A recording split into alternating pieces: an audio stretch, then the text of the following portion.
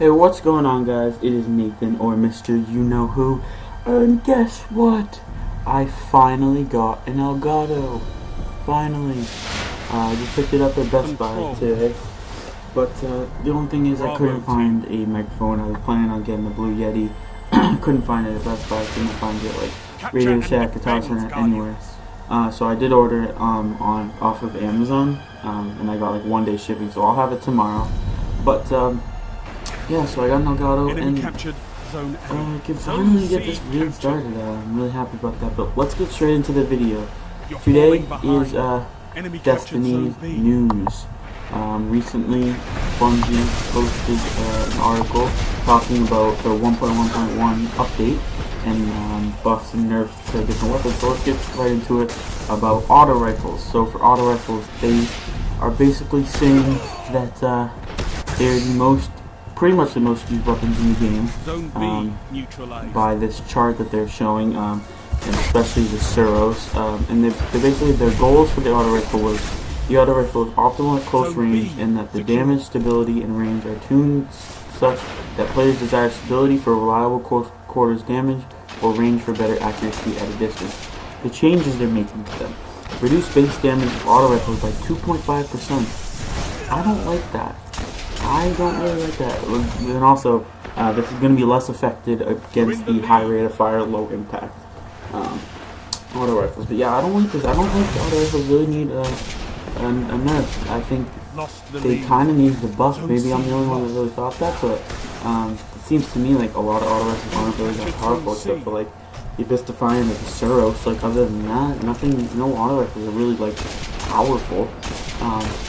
They're also going to reduce effective range values so that damage fall-off and accuracy are a stronger factor in combat decisions, and range reduction is less severe in higher stat values, so now your range stat is more critical to long-distance engagements. Next is pulse rifles. Finally pulse rifles. They're buffing them hugely in PvE and PvP. They're the least used weapons in the game. Nobody really truly likes pulse rifles, but they're finally going to change them. So the change coming to them is the base damage is going to be increased by 9.7%, so about a 10% increase to damage.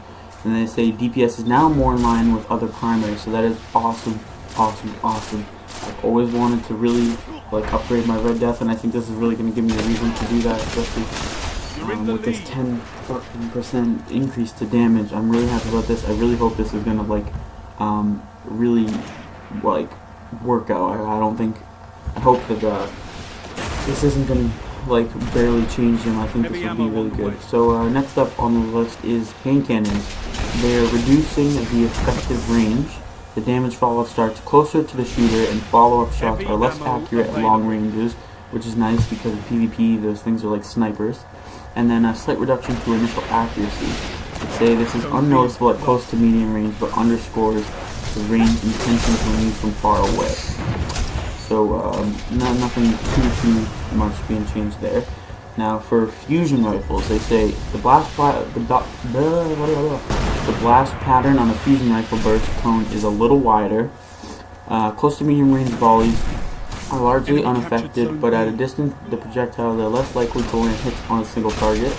This reduces the reliability of landing a one-hit kill at a far range and makes the weapon better at spreading damage into a group. Initial starting ammo is reduced across all ammo stats. This is change primarily affects the Crucible. This is really nice, and I believe this also goes with shotguns too.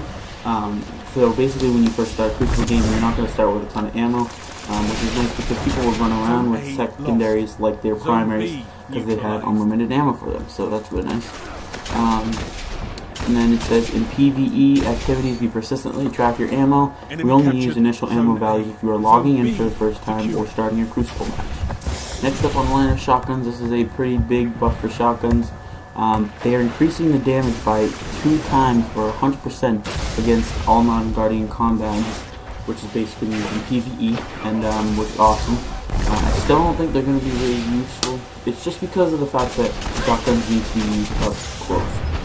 It's not the fact that I don't think shotguns were ever bad in PvP or PvE. It's just that the type of gun they are is not. You don't really want to get up close and personal in PvE, and snipers are probably like the best option for PvE. So, and they say like the fusion rifle initial starting ammo is reduced across all ammo stats in the Crucible.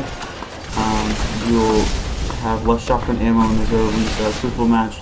In PvE, they track your ammo, and we only use initial ammo values if you're logging in for the first time or starting a Crucible match, very similar to the fusion rifles. So, that is about it for the weapon tuning this update. This will be coming in the next 1.1.1 update, scheduled to go in February.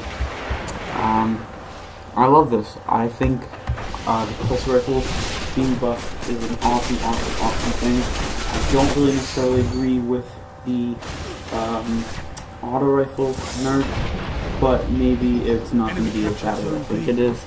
Hopefully it won't be, because I love auto rifles. And that is about it for today's video, guys. Thank you so much for watching, and I will catch you guys later.